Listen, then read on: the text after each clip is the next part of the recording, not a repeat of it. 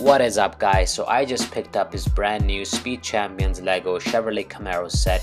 It has 198 pieces and looks totally epic when it's completed. I got this from Amazon. It was $15. Target has it at the same price. It's totally worth it. I have it on my desk. It looks really cool with some of the other toys that I have. There's a few other sets that Lego has also released with this.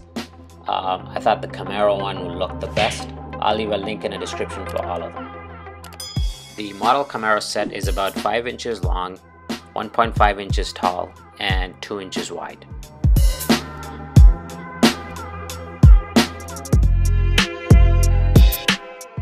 It took me about 1 to 2 hours to complete the whole set. Here's a quick time lapse of me building. Check it out.